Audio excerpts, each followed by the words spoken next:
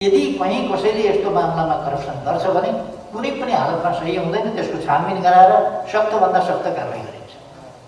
यो सही हुने कुरा होइन, यसलाई स्वीकार्न सकिने अथवा भइहाल्नु त जेसुकै होस् भन्न सकिने खालको विषय होइन। अभाव, कृत्रिम अभाव खडा गरेर मूल्य बढाउने खालका प्रवृत्तिहरूलाई हामीले फस्टाउँदैनौँ। र निजी हस्पिटलहरूले यति बेला मानवीय भावना र सेवा भावनाबाट प्रेरित हुनुपर्ने ठाउँमा जस्तो बढी लिने गरिरहेका छ, त्यो बढी लिने खालका कुराहरू निजी हस्पिटलहरूले पनि गर्नुहुँदैन। नेपालमा जे भइरहेको छ, जस्तो भइरहेको छ, हाम्रा व्यक्तिहरूले पनि केही गरेको होला। जस्तो अब हाम्रो चाहिँ नि सिस्टम नै कल्यास हो भन्ने खालका एक्सप्रेसनहरू हामीले दिँदाखेरि हाम्रोमा बडा सो गर्ने चलन छ। कसैले अलिक दिनसम्म खुला मञ्चमा दाल भात तरकारी पकाएर खुवाउने गर्यो, टिभी क्यामेरा बोकेर नेताहरू त्यहाँ बाँड्नलाई चाहिँ डाँडो पुण्य लिएर बाँड्ने र फोटो खिचाउने, यता दाल हाल्नु पर्ने,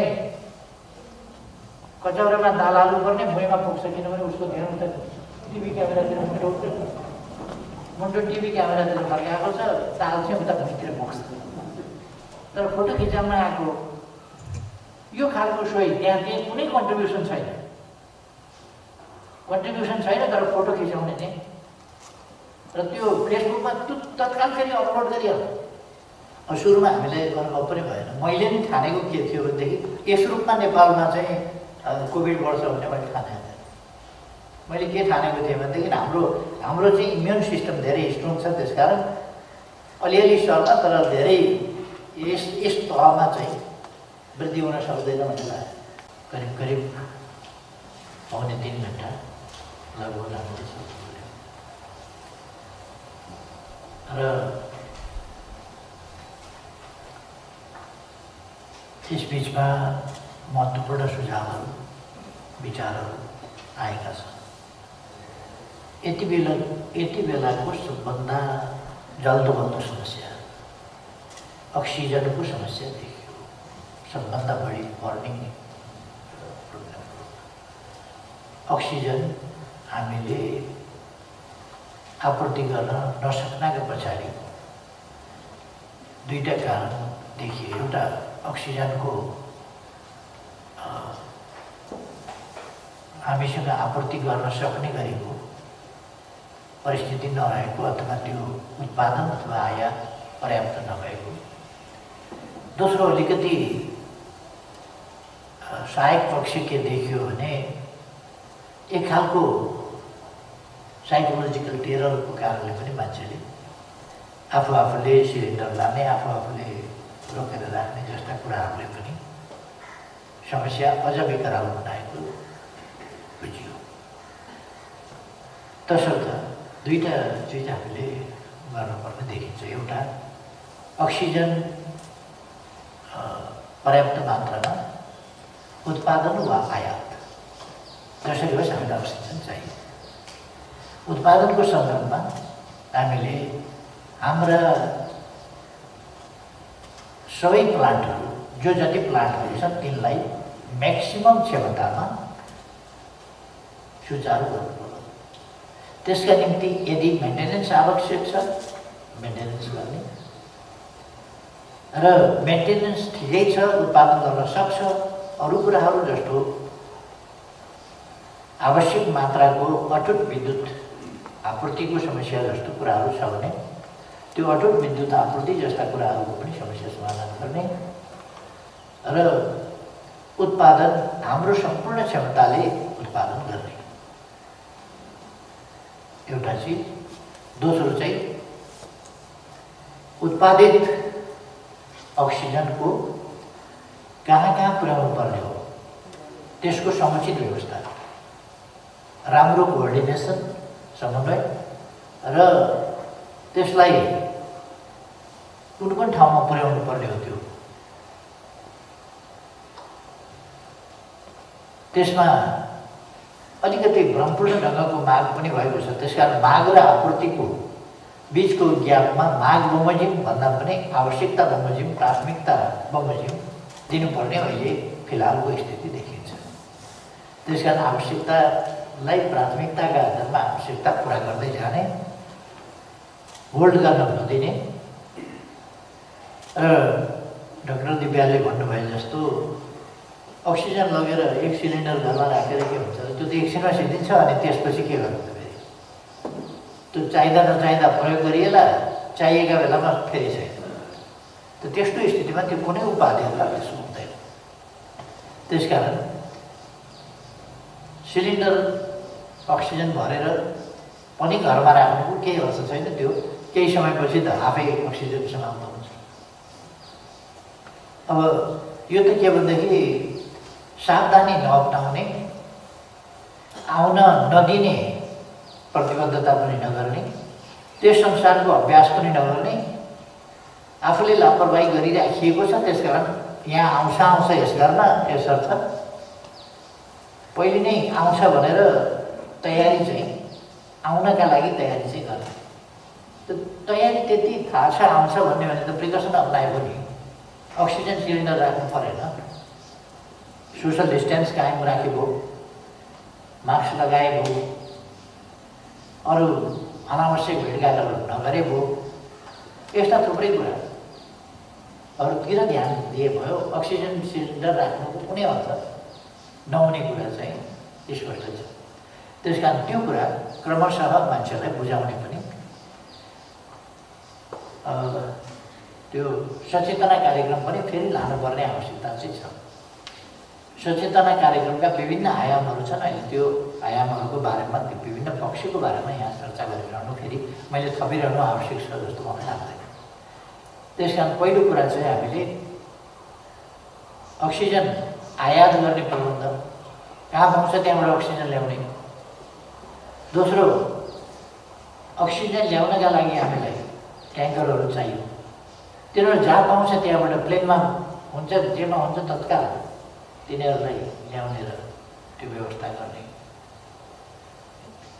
कतिवटा कुराहरूमा यदि सीमा आरपारमा अप्ठ्यारो हुन्छ भने सिमानासम्म उताको ल्याउने, यतापट्टि हामीले चाहिँ खन्याएर यताको ट्याङ्करले यतै ल्याउने, यहाँबाट वितरण गर्ने, ती कुराहरू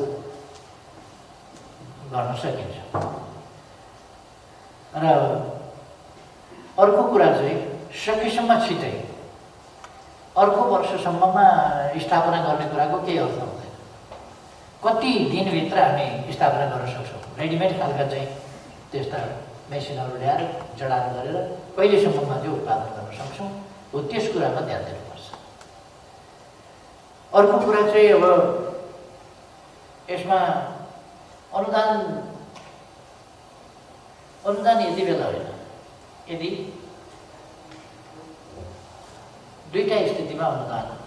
एउटा स्थितिमा यदि लगानी गर्न पुगेन, लगानी गर्न तयार छ मान्छे, तर आफ्नो बुताबाट पुगेन भने सरकारले अलिकति सहयोग, ऋण साप्ती आदि दिनु एउटा कुरा हो।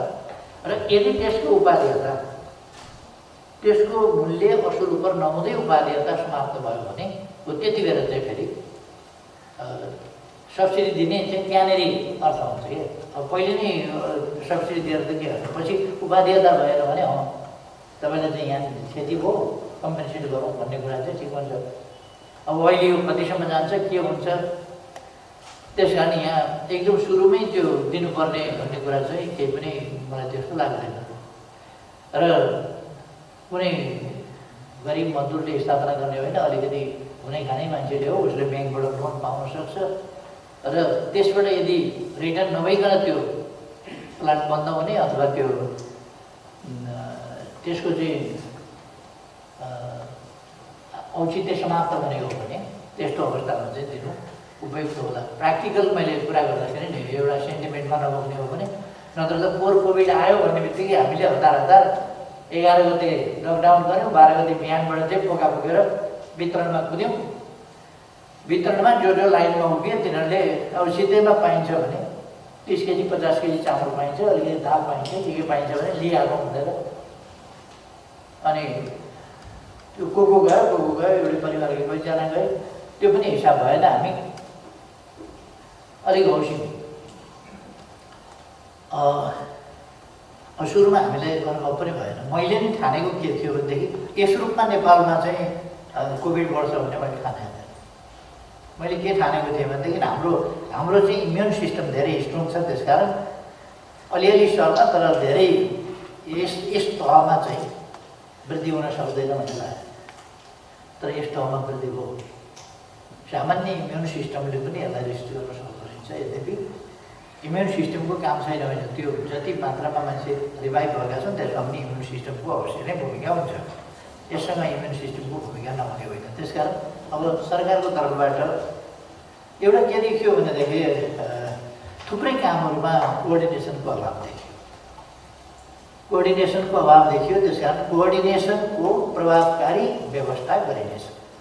म सरकारको तर्फबाट साथीहरूलाई त्यो भन्न चाहन्छु कि कुनै पनि उसमा चाहिँ कोअर्डिनेसनको कुनै पनि क्षेत्रमा, जस्तो अब प्लान्ट राख्न पर्यो, ठिक छ, त्यसमा के गर्नुपर्छ भन्ने कुरा कहाँ खोज्न जाने, कता खोज्न जाने, कसलाई भन्न जाने होइन।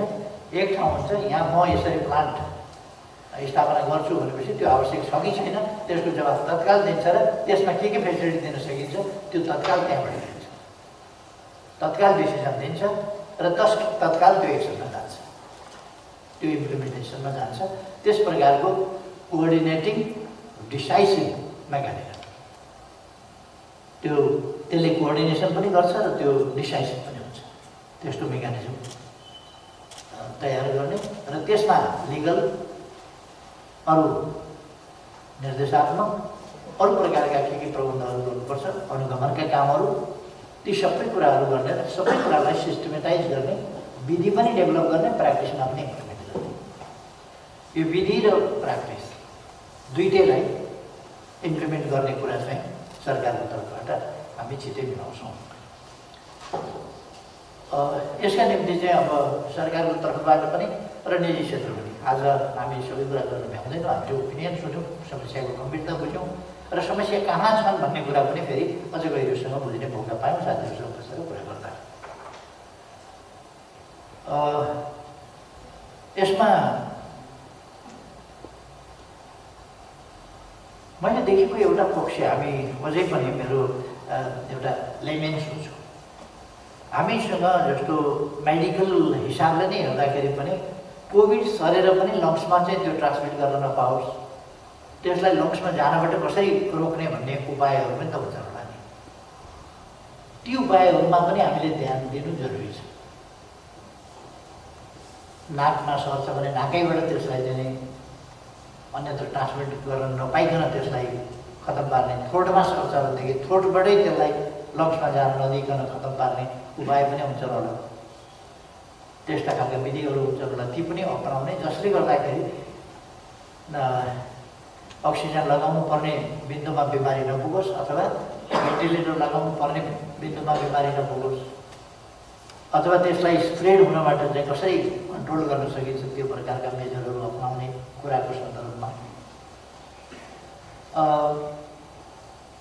यसमा हामीले अरू प्रकारका कुराहरू, कति प्र्याक्टिकल छ त्यो कुरा, कतिले 3 दिनभित्र ठिक पार्छु भनिरहेका छन्, कतिले 5 दिनभित्र ठिक पार्छु भनिरहेका छन्।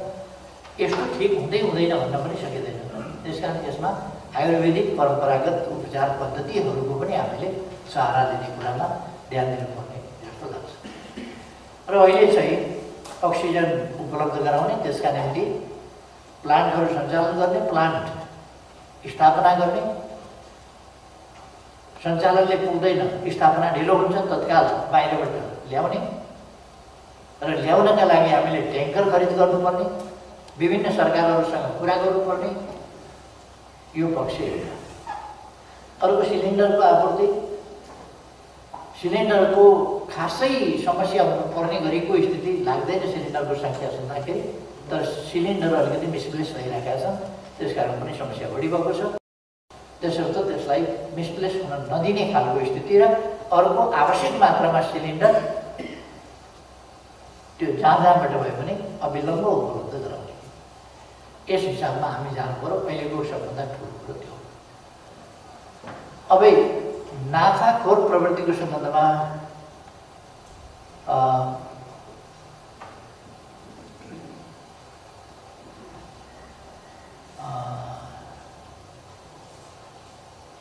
यो नाफाखोरी, अनुचित नाफाखोरी यस्तो बेलामा हुन दिनु हुँदैन। अभाव, कृत्रिम अभाव खडा गरेर मूल्य बढाउने खालका प्रवृत्तिहरूलाई हामीले फस्टाउन दिनु हुँदैन यस्तो बेला। र निजी हस्पिटलहरूले यति बेला मानवीय भावना र सेवा भावनाबाट प्रेरित हुनुपर्ने ठाउँमा जस्तो बढी बढी लिने गरिरहेका छ, त्यो बढी बढी लिने खालका कुराहरू निजी हस्पिटलहरूले पनि गर्नु हुँदैन। र औषधि व्यवसायीहरू अथवा व्यापारीहरूले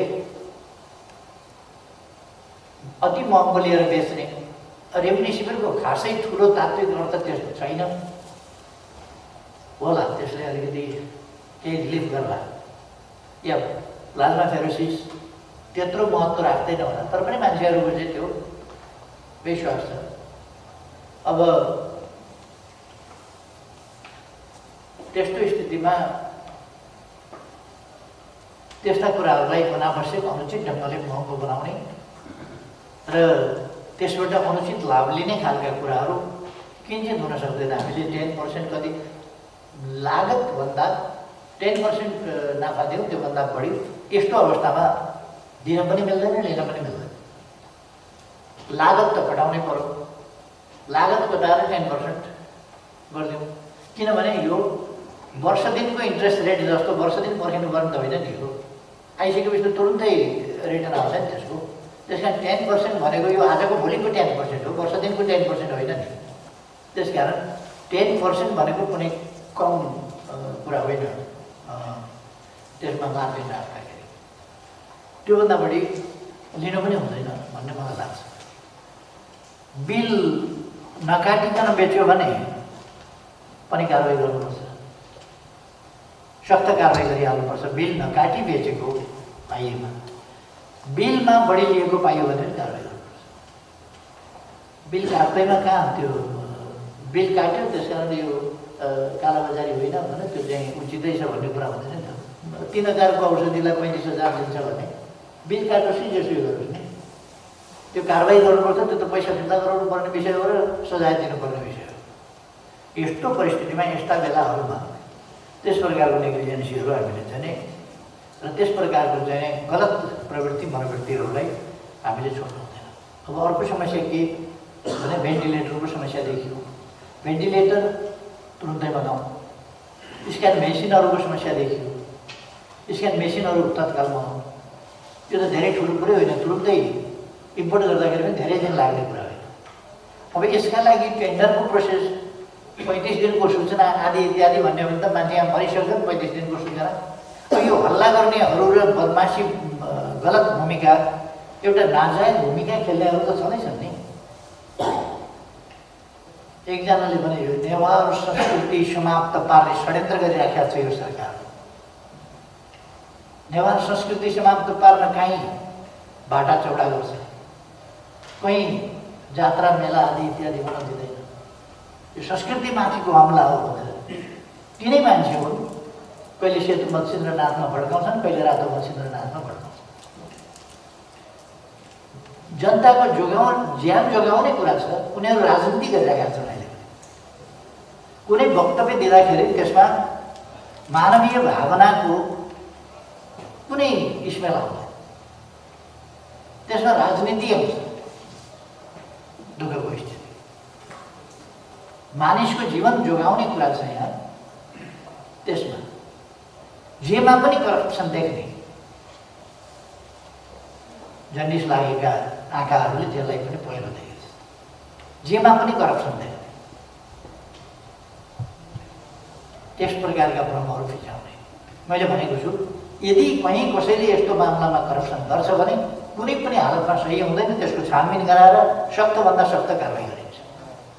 यो सही हुने कुरा होइन, यसलाई स्वीकार्न सकिने अथवा भइहाल्नु त जेसुकै होस् भन्न सकिने खालको विषय होइन। त्यसकारण कुनै पनि करप्सनलाई छुन सकिँदैन। त्यसमाथि यस्तो राष्ट्रिय सङ्कट, विश्वव्यापी सङ्कटका बेला, मानवीय सङ्कटका बेला, मानव जातिको अस्तित्वमाथि प्रश्न उठिराखेका बेला हामीलाई थाहा छैन यो कहिलेसम्म चाहिँ फर्स्ट, सेकेन्ड, थर्ड भइसक्यो भने फोर्थ, फिफ्थ कति जाने हो, कतिवटा वेभ आउने हो, त्यो हामीलाई अझै थाहा छैन। अब हामी सधैँ सोसल डिस्टेन्समै बसिरहनु पर्ने हो यो मानव जाति, अथवा बाली खाए पनि नखाए पनि गोरुका मुखारी लाए जस्तो मानव जातिले अब यो थुप्रो छोपेरै हिँड्नुपर्ने हो जिन्दगीभरि। के हो यसको चाहिँ अझै टुक्न त छैन। त्यसकारण यसलाई हामीले यो तत्काल मात्रै भन्न सक्दैनौँ, तर विश्वास के हामी लिन्छौँ भने यो एकपल्ट नियन्त्रण भइसकेपछि फेरि त त्यो ग्लोबल्ली नियन्त्रण भइसकेपछि त फेरि फर्किने कुरा आएन। अहिले पनि केही देशहरूले नियन्त्रण गरेका छन्। हाम्रोमा गत वर्ष धेरै फैलिन सकेन। त्यति बेला कति जानेर कति नजानेर हामीले सुरुदेखि नै लकडाउन छ, जसले गर्दाखेरि धेरै फैलिन सकेन। लकडाउनले सोसल डिस्टेन्स मेन्टेन गरेर हामी कहिले पनि म के भन्छु भने यस्तोमा राजनीति गर्न छोड्नु। प्रदेश नम्बर 7 को सरकार यहाँबाट के स्थिति छ, के गर्नु पर्यो प्रदेशका लागि भनेर मान्छे पठाउँदा हामीले चाहिए पनि छैन, भेट्दा पनि भेट्दैन भनेर फिर्ता पठाउँछ। केन्द्रबाट मन्त्रीलाई अनुगमन गर्न पठाउँदा, सरसल्लाह गर्न पठाउँदा मान्छे फिर्ता पठाउँदा हामी भेट्दैनौँ, जाऊ हामीलाई चाहिँदैन के। योभन्दा के हुन्छ? यस खालका प्रदेशका नाममा, केका नाममा इलाकीय रजौटा गरेर चलाउने खालका प्रवृत्तिहरू, यस्तो मानवीय सङ्कटका बेला रजौटे प्रवृत्ति उचित हुन सक्छ? केन्द्रबाट जब चिन्ता चासो लिएको छ, सरकार राखेको छ र यसमा यो क्षेत्र यो व्यक्ति यस्तो भन्ने कुरा हुन्छ र तर रुचि नै नराख्ने खालका, जनतालाई निराश बनाउने भड्काउने खालका। हामीले सामाजिक सञ्जालमा हेऱ्यौँ भने एक थरी मान्छेहरूको सरकार र अरू यससँग लडिरहेका मान्छेहरूलाई कसरी बदनाम गर्न सकिन्छ, तिनप्रतिको मोहभङ्ग कसरी गर्न सकिन्छ, तिनसँग वितृष्णा कसरी जनतालाई पैदा गर्न सकिन्छ, चाहे निजी क्षेत्र होस्,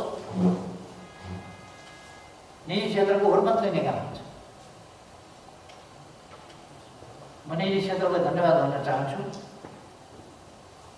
कहीँ कसैले केही गरेको पनि होला बेटी, त्यस्तो पाइएमा कारवाही पनि हुन्छ स्वाभाविक हो। तर निजी क्षेत्र यसमा जसरी लागेको छ, अग्रसर भएर लागेको छ, जसरी यसका विरुद्धको लडाइँमा सामेल भएको छ, जसरी रुचि राखेर यसमा मोर्चा समारेको छ, त्यसका निम्ति म धन्यवाद निजी क्षेत्र। तर कसैले काम गर्न खोजेको छ भने त्यसलाई ह्यारेसमेन्ट फलाने, त्यसलाई ह्यारेस गर्ने, हतोत्साहित गर्ने, त्यसलाई बदनाम गर्न खोज्ने, त्यस प्रकारका प्रवृत्तिहरू पनि छँदैछन्। राम्रो काम गरेको देख्दै नदेख्दै र त्यसलाई कसरी विकृत ढङ्गले व्याख्या गर्न सकिन्छ त्यतापट्टि जाने कुराहरू यी उचित होइन। औषधिको कमी एउटा कुरा हामीले के भने अलिकति जनतालाई फेरि पनि सजग गराउन आवश्यक छ। रेमडेसिभिर त्यस्तो प्रभावकारी त एकदम किन चाहिँ होइन है भन्नु। तर जबसम्म मान्छेको विश्वास छ भने यो खाएर हुन्छ भने त्यो खाएर, त्यो खाएर हुन्छ भने त्यो खाएर, जे खाएर बाँचिन्छ बाँच्छ नि त मान्छे। मान्छे साँच्चै के भनेदेखि अप्ठ्यारोमा पऱ्यो भनेदेखि हिन्दूलाई मस्जिदमा गएर प्रणाम गरिस् भनेदेखि बाँच्छस् भन्यो भने गएर प्रणाम गर्छ, बाँचिहालिएछ भने के हो ठिकै हो नि त। मुस्लिमलाई एउटा हिन्दू मन्दिरमा गएर पूजापाठ गरिस् भने बाँच्छस् भन्यो भने त्यो गर्छ, किनभने त्यो के टक्कर लिनु छ, रहेछ भगवान् भने खाँचैसँग रहेछ भने त काम लाग्यो नि त। त्यही कारण त्यो बाँच्न परेको छ उसलाई। त्यस्तो बेलामा यो खाने कि त्यो खाने, रेमडेसिभिर खाने कि अर्को खाने, जे भेटायो पनि खान्छ नि। त्यो खालको स्थितिमा चाहिँ हामी भएको अवस्थामा त्यसो गरेर यो स्थितिमा चाहिँ हामीले अलिकति सजग पनि गराउनुपर्छ कि यो त्यस्तो खालको पनि होइन। र जबसम्म सजग गराउन सकिँदैन तबसम्म उसको विश्वासले खोजेको औषधि नपाएर मलाई यस्तो हो भन्ने दिनु हुँदैन। त्यस कारण रेमडेसिभिर पनि हुन्छ भने, तर रेमडेसिभिरको एउटा हामीले प्रत्याभूत के गर्नुपर्दछ भने एभाइलेबिलिटी छ र उचित मूल्यमा हामी पाउन सक्छौँ। उपलब्धता र उचित मूल्यको प्रत्याभूति आफूले गर्नुपर्छ। औषधि औषधिमा कमी हुनु भएन, भेन्टिलेटरमा कमी हुनु भएन, अरू प्रकारका इक्विपमेन्टमा कमी हुनु भएन। फ्रन्ट लाइनमा बसेर काम गर्ने डाक्टरहरूको, नर्सहरूको, अरू स्वास्थ्यकर्मीहरूको अरूको गाउँ नै छैन भने, पिपिई छैन भने, ग्लोभ छैन भने, मास्क छैन भने, भाइजर छैन भने, ग्लोभहरू छैनन् भने त उसलाई त सङ्क्रमणको खतरा हुन्छ, अप्ठ्यारो पनि हुनसक्छ। त्यसकारण अघि ग्यास उत्पादकले भन्नुभयो, हामी पनि फ्रन्ट लाइनमै बसेर काम गरिरहेका छौँ। अब ट्रान्समिटेड मान्छेहरू आउँछन्, सिलिन्डर लिएर जान्छन्, त्यस्तो खालको स्थिति छ, हामी केही गर्न सक्ने स्थितिमा छैन। त्यस्तोलाई पनि कसलाई चाहिँ फ्रन्ट लाइन भन्नेहरू भ्याक्सिन उपलब्ध गराउनु। दोस्रो चाहिँ डाक्टरहरूले भन्नुभयो, डाक्टर दिपाले पनि भन्नुभयो, उहाँले पनि भन्नुभयो, हामीलाई अब यो immediate major oxygen supply, cylinder भने पनि, ट्याङ्कर भने पनि, जे भने पनि अक्सिजन सप्लाई नै हो। अक्सिजन सप्लाई, त्यसमा हामीले चाहिँ पर्याप्तता ल्याउनै पर्यो, इक्विपमेन्टहरूमा ल्याउनै पर्यो, भेन्टिलेटर आवश्यक सङ्ख्यामा उपलब्ध गराउनु पर्यो। यी चिजहरूमा कन्सन्ट्रेट हुनु पर्यो भन्ने कुरा चाहिँ हामीले बुझ्यौँ र गभर्मेन्टले यसमा कन्सन्ट्रेट भएर कोअर्डिनेटेड इफोर्ट अगाडि बढाउँछ। म साथीहरूको अगाडि बढ्न चाहन्छु र त्यसका निम्ति कुनै मेकानिजम, ऱ्यापिड एक्सन टिम जसले कोअर्डिनेटेड फर्ममा गर्छ। अहिले त आम रूपमा म सुन्छु हटलाइन भनेको नउठ्ने लाइनलाई हटलाइन भन्छन् भन्ने हामी चलिरहेको छ। हटलाइन भनेको चाहिँ नउठ्ने लाइन, किन कसैले हटलाइन उठ्यो भनेको मैले सुनेको छैन। हुन त राम्रो भन्ने भन्दा जहाँनिर कमी छ त्यो चाहिँ उल्लेख गर्ने हो। केही पनि भएको छैन भनेदेखि त केही भयो भन्ने घटना न्युज बन्दैन नि, केही भएपछि न्युज बन्छ। त्यसले उठेन भने चाहिँ न्युज बन्ने, उठ्यो भने त हटलाइन भनेकै उठाउनलाई राखे हो, उठ्यो सिद्धियो भन्ने हुन्छ। त्यसो हो हजुर, त्यो त भन्नै परेन नि। हटलाइन भनेको जति बेला पनि उठाउनलाई राखेको हटलाइन, उठ्यो भने त न्युज भएन, उठेन भने चाहिँ टिप्पणीको विषय हो। त्यसकारण त्यो मात्रै आएको पनि होला, तर उठ्दैन भन्ने चाहिँ आम गुनासो छ। त्यसकारण त्यहाँ पालो लगाएर मान्छे स्ट्यान्ड बाई हुनुपर्दछ। देशभरिको हस्पिटलहरूसँग, एडमिनिस्ट्रेसनसँग, पुलिस अफिसरहरूसँग त हटलाइन नै हुनुपर्छ, स्वाभाविक हो। अब त्यसमाथि आएका फोनहरू त अरूका पनि रिसिभ गर्नुपर्छ। त्यसकारण धेरै लाइनहरू चाहिँ चालु हुनुपर्छ। त्यो मान्छेलाई आत्तिएको बेला त कमसेकम हस्पिटलमा सम्पर्क भयो है, अथवा सम्बन्धित ठाउँमा सम्पर्क भयो भन्ने कुराले पनि उपचार पाउने अपेक्षा, आशा बढ्छ, विश्वास बढ्छ। त्यसकारण त्यो चाहिँ हामीले तयार गर्नु पर्यो भन्ने लाग्छ। एउटा चाहिँ अब शङ्करजीले अघि उठाउनु भएको कुरा चाहिँ त्यो होम आइसोलेसनले पनि सङ्क्रमण बढाएको हो कि, किनभने त्यही घरमा बसिया छ, ती चाहिँ अब स्याहार सम्हार गर्ने कति सतर्क, कति के, अब देखिने भयो ओ यहाँ आयो है भन्ने हुन्छ। देखिँदैन त्यो, नदेखिएपछि त अब शरीर चाहिँ यसो हेर ठिकै देखिन्छ बिमारी पनि, अब कीटाणु देखिँदैन। त्यसो भएपछि मान्छे नजिकै जाने भन्ने कुरामा यताउतामा त्यति सावधान हुँदैन, त्यसर्थ बढी ट्रान्समिट त्यसबाट भएको हुनसक्छ भन्ने कुरा र संस्थागत आइसोलेसनमा जाने कि भन्ने। एउटा चाहिँ संस्थागत आइसोलेसन जस्तो 92% आइसोलेसन चाहिँ होम आइसोलेसन छ अहिले भने, त्यसलाई हामीले चाहिँ संस्थागत आइसोलेसनमा लग्यौँ भने that will be very expensive. त्यसलाई पनि हामीले ध्यान दिनुपर्छ। त्यसमा कति एक्सपेन्स कन्टिन्यू गर्न सकिन्छ भन्ने कुरालाई पनि ध्यान दिनुपर्छ। अर्को कुरा चाहिँ त्यो 92%को नम्बर भनेको र त्यसको म्यानेजमेन्ट भनेको स्ट्राटेजी हो, त्यसमा पनि हामीले ध्यान दिनुपर्छ। गत वर्ष हामीले कतिपय कुरा चाहिँ एक्सपिरियन्सको कमीमा पनि अलिक हस्पसमा पनि गऱ्यौँ, अलिक लटपट पनि गऱ्यौँ। अहिले अब त्यस प्रकारको कुराहरू हुन सक्दैन। त्यस कारण त्यस आइसोलेसनलाई पनि बढी सिस्टमेटाइज गर्नुपर्ने भएको हुनाले त्यो कति सम्भव छ सबैलाई त्यसबाट घरबाट होम आइसोलेसनबाट चाहिँ संस्थागत आइसोलेसनमा तान्ने कुरा चाहिँ कति पोसिबल छ भन्ने कुरा ध्यान दिनु।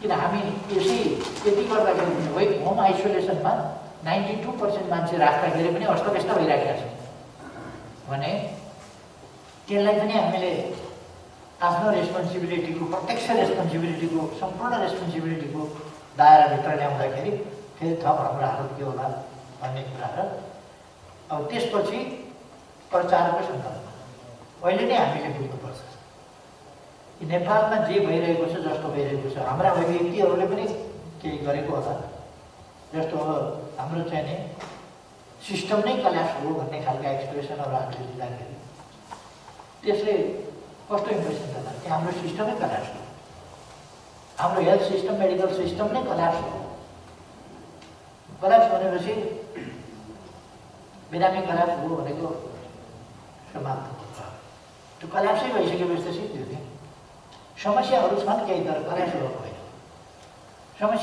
समस्या छन् पो भन्नुपर्दा त कल्यास भयो भन्दा भएन नि र हाम्रो चाहिँ त्यो एक्सप्रेसनमा चाहिँ कमी रहेकै हो कि समस्या छन् भन्ने भन्दा कल्यास अर्को चाहिँ हाम्रा विरोधीहरूले भन्ने गरेका कतिपय टर्मिनोलोजी पोलिटिकल इरेस्पोन्सिबल टर्मिनोलोजी नेताहरू भाषण गर्छन् केही पनि गर्दैन अनि यस बिचमा यत्रो विघ्न परीक्षणका ऊहरू बनेका छन् हामीसँग एउटा पनि परीक्षण गर्ने पिसिआर टेस्ट गर्ने एउटा पनि छैन त्यो ठाउँमा अहिले 86 वटा त हामीले चलाइरहेका छौँ त त्यसो भएर यति धेरै अहिले यस बिचमा चाहे भेन्टिलेटरका कुरा गरौँ चाहे अरू कुराहरू गरौँ यति धेरै इम्प्रुभमेन्ट भएको छ हेल्थ सेक्टरमा यो महामारी भनेको चाहिँ नियमित रूपको कुरा होइन त्यसकारण नियमित स्थितिमा डिल गर्नका लागि जुन कुरो गरिएको हुन्छ त्यो अप्रत्याशित कुरा हुँदाखेरि त्योभन्दा फरक पर्न सक्छ यसो अलिकति घाम लाग्दा झिमझिम पानी पर्दाखेरि छाता बोकेकोले काम लाग्छ आँधी पनि भयो हुरी पनि भयो पानी पनि भयो पसिना भयो भने तपाईँको छाता के काम छाता देखायो कि त आँधीले छाता उडाइदिन्छ हुरीले छाता उडाइदिन्छ अनि तपाईँलाई चोर्छ त्यो छाता बोकेर हिँड्नुभन्दा तपाईँले फ्याँकेर हिँड्नु बढी राम्रो हुन्छ किन त्यो काम लाग्ने अवस्थामै हुँदैन अहिलेको अवस्था भनेको चाहिँ हाम्रो छाता भाँचिदिएको अवस्था हो फर्काइदिएको अवस्था हो उडाइदिएको अवस्था हो अब त्यो त यो महामारी त्यसैले भयो महामारीको प्रिपरेसन वास्तवमा भन्ने भने कहीँ पनि हुँदैन हामीले देख्यौँ नि त अमेरिकामा पहिले अमेरिकामा ठिक छ भ्याक्सिन पत्ता लगाएर यताउता गरेर एउटा स्थिति बन्यो होला सबक पनि सिक्यो होला कतिवटा देशका राष्ट्रपतिले मास्क लगाएर आउनेलाई कोठाबाट बाहिर निकालिदिएर मन्त्रीको जागिर हटाइदिए दृष्टान्त थिए पछि तिनै राष्ट्रपति डबल मास्क लगाउनेमा पुगे नि त एउटाले मात्रै भएछ डबल मास्क लगाउनेमा त्यो त एक्सपिरियन्सको कमी एक खालको सोच्यो तर त्यो कुराबाट चाहिँ हामी अब माथि उठेका छौँ र यसलाई हामीले डिल गर्ने कुराको सन्दर्भमा अब धेरै अपेला पनि भइसकेको छ साथीहरूले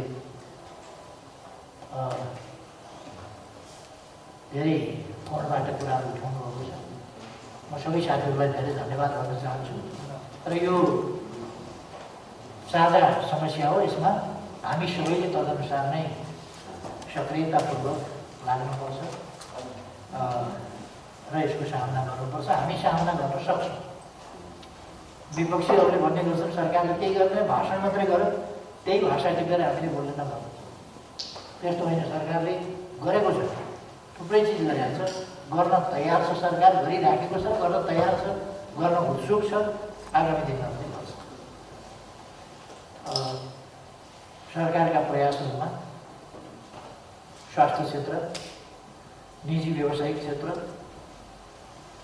गैर सरकारी संस्थाहरू गैर आवासीय नेपालीहरू सबैका आफ्ना ठाउँबाट छरपष्ट होइन सङ्गठित यो चन्दा उठाउने कुरा पनि छरपष्ट हुनु भएन ककलले उठायो ककलले खिची गर्यो थाहा हुने हो ठिक छ रेस्पोन्सिबल मान्छे टोपी दिएर गैर आवासीय नेपाली सङ्घले पनि चन्दा उठाउन सक्छ तर व्यवस्थित ढङ्गले त्यसलाई पनि वान नोट सिस्टम भने जस्तै मान्छे तोकिदिनुहोस् यस ठाउँमा यस खातामा जम्मा गर्नुहोस् भन्ने जसले पायो त्यसले चाहिँ आफूले जम्मा गर्ने यस्ता अभियानहरू सञ्चालन गर्ने नहो हाम्रोमा बडा सो गर्ने चलन छ कसैले अलिक दिनसम्म खुला मञ्चमा दाल भात तरकारी पकाएर खुवाउने गर्यो टिभी क्यामेरा बोकेर नेताहरू त्यहाँ बाँड्नलाई चाहिँ डाडु पुण्य लिएर बाँड्ने र फोटो खिचाउने, यता दाल हाल्नुपर्ने, कचौरामा दाल हाल्नुपर्ने भुइँमा पुग्छ, किनभने उसको ध्यान त टिभी क्यामेरातिर मुन्टो टिभी क्यामेरातिर फर्काएको छ, दाल चाहिँ उता भुइँतिर पुग्छ। तर फोटो खिचाउन आएको यो खालको सोही त्यहाँ चाहिँ कुनै कन्ट्रिब्युसन छैन, तर फोटो खिचाउने नै र त्यो फेसबुकमा तत्काल फेरि अपलोड गरिहाल्छ, तत्काल आफ्नो फेसबुकमा हाल्नुपर्छ, भरे टेलिभिजनबाट फलाना विद्वान नेता जानु र यसरी वितरण गर्नु। यो खालको सोही तरिकाको छ, सोही तरिका होइन, व्यवहारिक वास्तविक परोपकारी मानवीय तरिकामा जान हामी सबै लागौँ। केही कुराहरू चाहिँ हामीले अब फेरि पनि सोसल डिस्टेन्स नै मुख्य कुरा हो, चेन छुट्याउने कुरा नै मुख्य कुरा हो। त्यसकारण चाहे हामी रेस्ट्रिक्सन लगाउँ चाहे लकडाउन गरौँ, तर मान्छे बिचका कन्ट्याक्टलाई चाहिँ सघन पपुलेसन मोबिलाइज हुने अनि परस्परमा धेरै कन्ट्याक्ट हुने, त्यो कन्ट्याक्टबाट चाहिँ सङ्क्रमणलाई फैलाउने, त्यस कुरालाई रोक्न अब कतिपय मैले सुनेको छु कि भित्रभित्र गल्लीमा पसल पनि खुलेका छन्, मान्छे पनि हिँडेका छन्, बसेका पनि छन्, कुरा पनि गरेका छन्, केही फरक छैन, चलिरहेका छ। त्यो कुरालाई हामीले पुलिस मोबिलाइज गराएर उहाँहरूलाई सचेत गराउँदै तपाईँहरूले यस्तो गर्नु भएन, यो ठिक होइन, तपाईँहरूकै स्वास्थ्यका लागि हो, यो तपाईँहरूले अवज्ञा गर्दाखेरि आफ्नै स्वास्थ्यलाई प्रतिकूल असर पर्छ, यस्तो नगर्नुहोस् भनेर हामीले पुलिसलाई अलिकति मोबिलाइज गर्ने ती कामहरू गर्नु पर्यो। र यस्ता कामहरू सरकारले मिलाएर अगाडि बढाउँछ। म साथीहरूलाई भन्न चाहन्छु, साथीहरूले दिएका सुझावहरूलाई हामीले धेरै ठाउँमा नोट गरेका छौँ, सरकारको तर्फबाट धेरै ठाउँमा नोट गरेका छौँ, मदेखि लिएर अरू थुप्रै साथीहरूले नोट गरेका छौँ। मैले पनि यहाँ मसिना अक्षरले पाना मारेका छु, त्यसमा नोट भएको छ। हामी त्यसलाई गम्भीरताका साथ लिन्छौँ। अब आज म सबै साथीहरूलाई हार्दिक धन्यवाद भन्न चाहन्छु।